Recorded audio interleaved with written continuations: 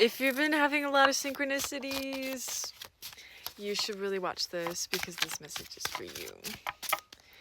And if it found you, obviously it's for you. So, hi! My name is Foxy, if you don't know me. Oh, look at this, a random little note. Look at that. Hold on. All right. So, I'm gonna read it. If you knew your worth, you would not let them siphon your priceless energy.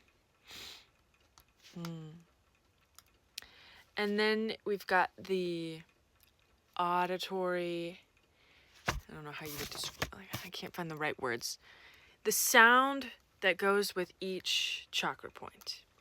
So, vagus nerve and energetic centers of the body. Important, maybe also singing.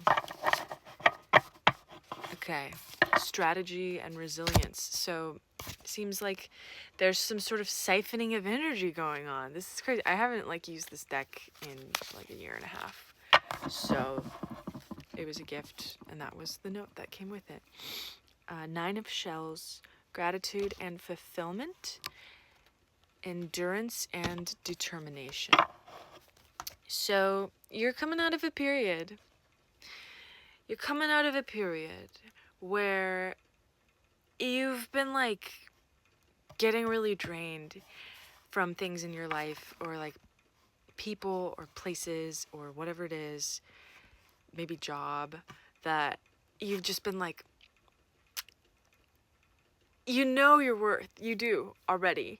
Inherently, it's written inside of you or into your higher self that is now being, integrated into your physical form at this time. So you're able to really, I think, sit right now. Look at this cutie pie. You're sitting in this enjoyment of where you are and who you are, and recognizing that even when things feel bad, you have cultivated such a deep sense of self that you feel really safe and guarded or grounded. Okay, actually, it feels like maybe you've felt unsafe, so you've guarded yourself, but you're grounding into the feeling of safety and fulfillment, which is something that you kind of weave in and out of throughout your life, but you're kind of coming more, hello cat, meow, coming a lot more into yourself in a way, through this endurance and determination, through this hard work, through this effort that you've been putting into yourself. So, nice one. Really good one. Yeah.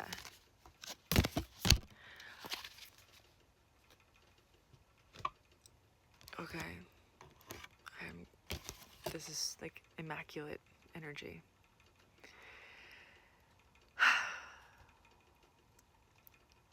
Star gateway. Gateway to a star. Maybe you wished upon a star. Dude. And did you? Did you though?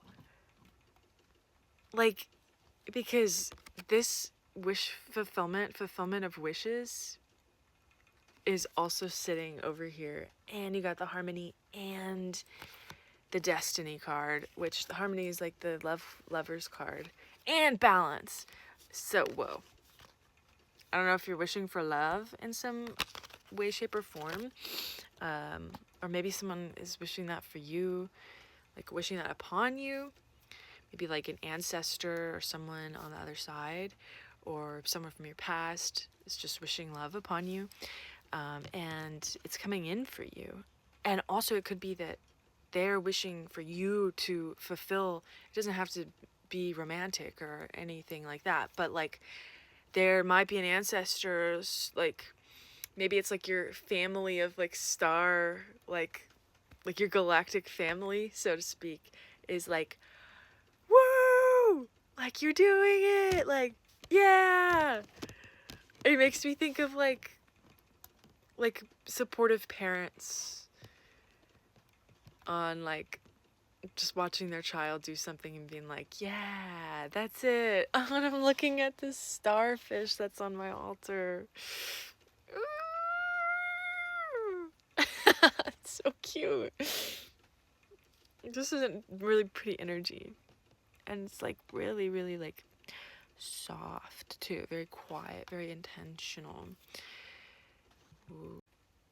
So right now, you're being moved in a new way that's very cohesive with your surroundings. It's very easeful, very graceful, very oriented with natural rhythms, with like, I feel like you're not pushing so hard for whatever it is. You're just allowing. Makes me think of this Jim Morrison part of the song where he says forget and allow. So it's like wishing upon a star and then being like, okay, and then you release it. And that I've found in my own personal experience is when things start to flow to you. So having a healthy balance between attachment and detachment with outcome, big, important. Yeah. Ooh. Dude. Shells. Recall memory. Maybe you're like, this is for a specific group. Maybe you're walking labyrinths in your mind through conversation. You're visualizing yourself like you're having like conversations with people on the phone or like somewhere where your mind can kind of wander, or maybe you're just like going through thoughts and it's almost like you're walking through like a physical or like astral space. Like your astral self is walking about and cutting through illusions through some sort of tie to some sort of past space that you're familiar with, that your spirit felt safe at.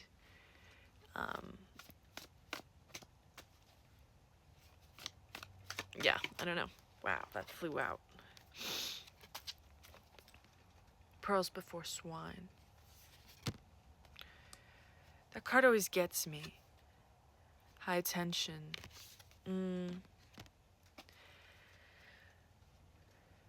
Okay, this is gonna get deeper. Okay. It's about tuning in. You're a deep person. Thanks for letting me read this for you. First of all, thanks. Try to stay with me because this is gonna get a little heady. So, your toroidal field, is that what they call this? The universal mind lattice, and then the spiritual energy system, and then the psychic energy system. So we're looking at different, it's like our same web, and we're all existing in all of these at the same time.